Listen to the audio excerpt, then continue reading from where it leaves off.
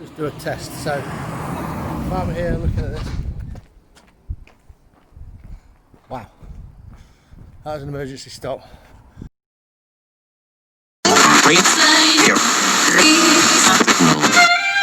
No, I'm not a writer. Okay. Give up on my way home, yeah.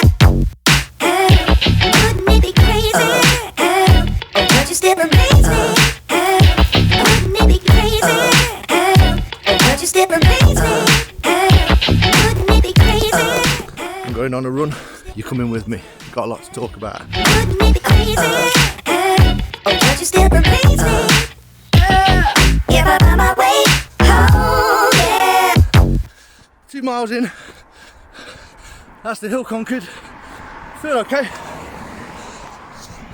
Give up on my way home, yeah. Wouldn't it be crazy? Don't you still amaze me? Wouldn't it be crazy? Don't you still amaze me? Wouldn't it be crazy? Don't you still amaze me? Wouldn't it be crazy? Don't you still amaze me? Give up on my way home, yeah.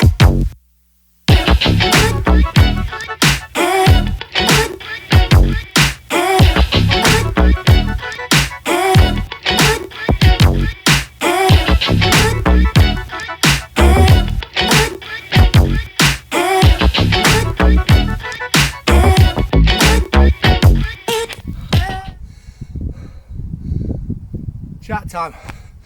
Give me 2 minutes.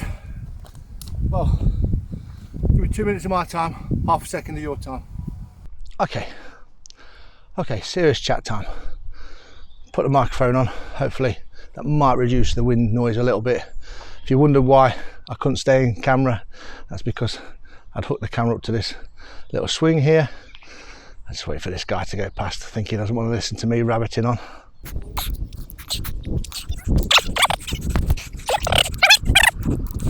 Let's get down to business. So, 2 situations.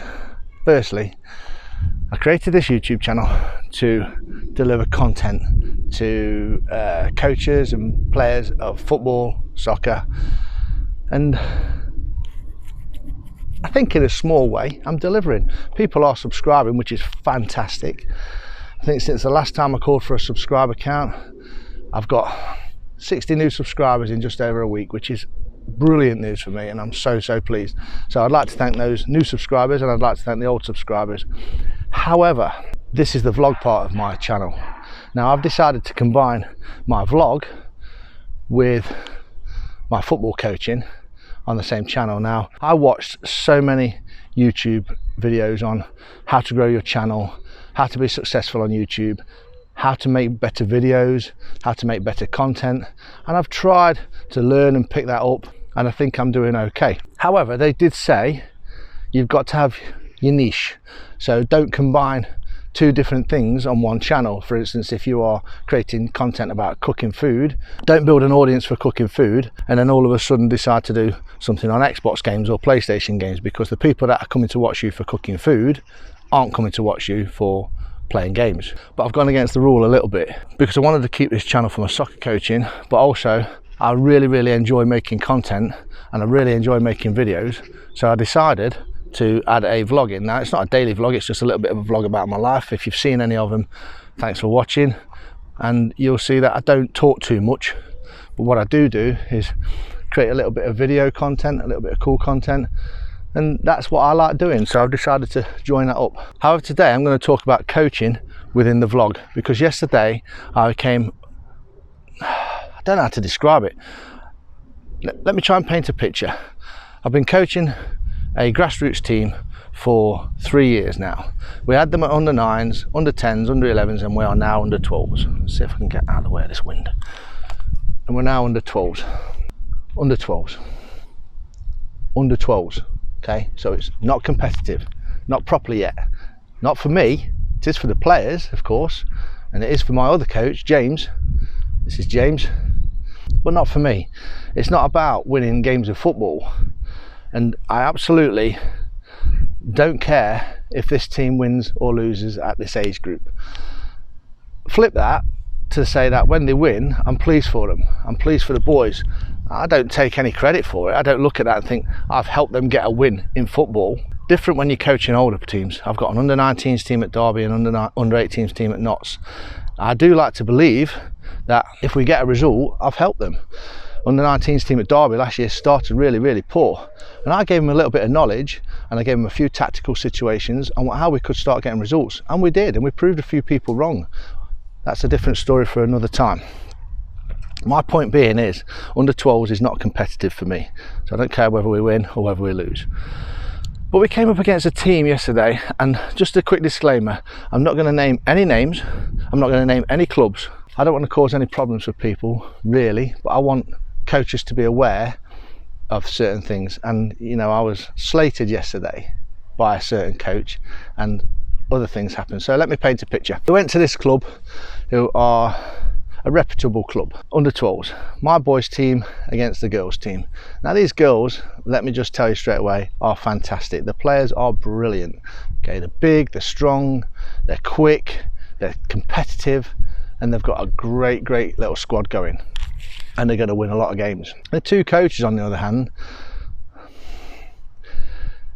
first of all, one of our parents decided to step up and run the line for the game, which is usual for this grassroots football. It happens. Now, halfway through the game, he probably called 3 offsides, to which point one of the coaches had gone down the sideline to stand with him to see if he was cheating.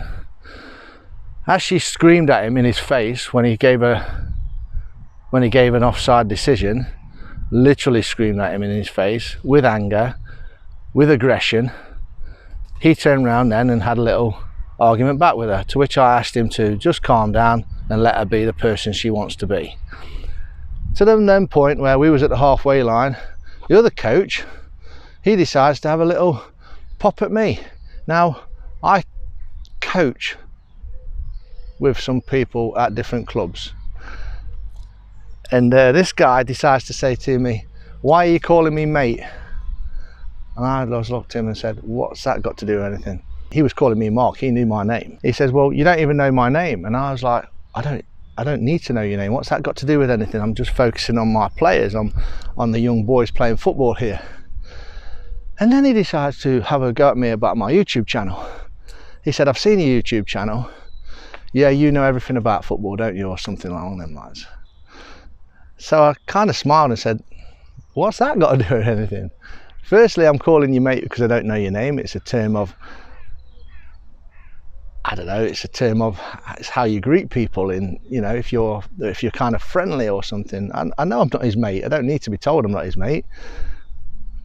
Could have called him Duck. That's what people around Derby call people. Could have called him a lot of other things as well, but I didn't. So he had a little bit of a go at me about my YouTube channel, and this is where I want to pick up on. That's just for you, Lydia, if you're watching, and you, Bill. They'll know. I haven't created this YouTube channel and delivering content for coaches and players and trying to influence coaches and players for any other reason than the fact that I know I can. Now, I can't deliver content and help this guy, but I probably could help this guy, and I certainly can help these people, and that's what this channel's for. And I think that's what the point that this guy missed yesterday. I'm not bothered if he slates my YouTube channel. I'm not bothered if my YouTube channel only gets 300 subscribers in its whole entirety. It doesn't bother me one bit. I'm not here to become a superstar like some people on YouTube. If I get a lot of subscribers one day, fantastic. That means I'm influencing a lot of people, and people are subscribing because they want to learn more about coaching and more about playing football. I've not once come on here bragging or telling people that I know more than these people. I've learned a lot about coaching in the 3 years since I got my first badge, whatever they call it, qualification. Now, I went into that qualification as a different person, a different coach. Now, I thought I knew about everything about football, and I would sit on the couch or I'd sit at Anfield and I'd watch football, and I think I'd know better than some of the managers there and some of the coaches and the other fans. And I have no doubt that, you know, my knowledge has been built up over playing football at a good level and playing football with good players over the years. and learning the game by watching the game. When I went into my first coaching qualification, I thought I need to get my players winning football matches at the age of 9. I soon learned, no I don't. Because the more you develop these players, they are going to win football matches. If you can develop footballers at a young age, you will get your rewards as a coach and get your outcomes as a coach, and the players will get their outcomes of winning football matches the more you develop them. Now for me, when I go to watch my players play football, my focus is solely on the players. You won't catch me arguing with coaches, you certainly won't catch me arguing with referees, and I certainly won't be going out asking parents to pipe down their passion or cut out their noise. Now I had a problem with this guy because he called our linesman, our parent, a cheat. Now my reaction to him was, cheating's a bit harsh. I think I came across with this demeanour as well. I wasn't angry, I wasn't aggressive. Cheating's a bit harsh. He may have made a couple of mistakes, but cheating's a bit harsh.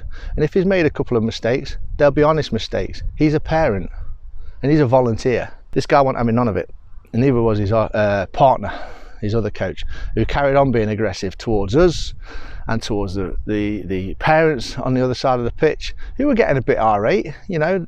And one of our parents had called the referee a cheat later on in the game, to which I've addressed, and I've spoke to the parents and I've said, keep your passion going, your child's playing sport, I get that, you're going to be passionate, but we don't need to be calling people cheats, because I don't believe the referee cheated either. The referee gave a lot of decisions, what he thought was correct.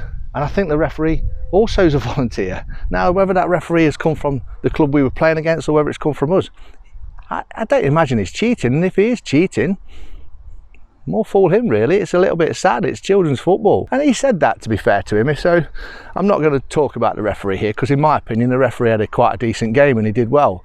I'm going to talk about people calling each other cheats at volunteer level and under 12 football. Anyway, the referee, he got a little bit of verbals from our fans, our parents, which they're a little bit looking at this and thinking to themselves, things aren't going their way. And the opposition coach decided to go over to the referee and have a chat with him, and I spoke to my other coach and just told him to let the others get on with it. Where these two coaches fell down, in my opinion, is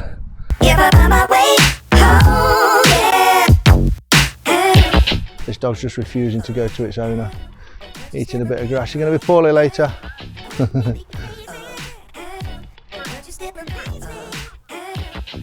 Bye. Where these coaches fell down, they lost focus, or actually they didn't have focus from the off on their team, on their players, on the people that are important. And the people that are important are not myself and James. They're not the opposition's parents. They're not the linesmen. The people that are important, in my opinion, and thousands of other coaches, by the way, is the players on the pitch. It's the players on the pitch that are important. Why these coaches cannot see this? And without giving away names, without giving away clubs, these are supposed to be elite level coaches at an elite club. Shame on you. Shame on you. And the chances are he's probably watching this, because he told me he watches my YouTube channel. So can he turn, and can she turn, a negative into a positive and learn from this? Or are they going to go into every single game chewing wasps and just be ready to be angry at everybody on the pitch and focus their attention on other coaches and referees and linesmen, volunteer linesmen, parents? Or would they not be better off focusing on their players, who are very good, by the way? To finish off, their team, her team, was 2-0 up against my team at half time and doing very, very well. And we were struggling against a big, strong, athletic, well organised, well drilled side. Good players. Second half, my players were superb. They got back into the game, they were aggressive in the right way. They fought for each other, they battled for each other, they played out mine and James' philosophy, which is very, very similar to each other's. And they came back and got a 2-2 draw and probably should have won the game in the end. The keeper from the opposition kept them in it. She made some fantastic saves. And I just ask the coaches and I ask other people out there, had they focused on their team because they wanted a result, maybe they might have got it. No, I'm not a writer. Okay. If I find my way home, yeah. Wouldn't it be crazy? But you still amaze me. Wouldn't it be crazy? But you still amaze me. Wouldn't it be crazy? But you still. There's one bad thing about going for a run in the mornings. It's the smell of bacon and sausage in people's houses. But today's Sunday. And that means Nick's cooked breakfast.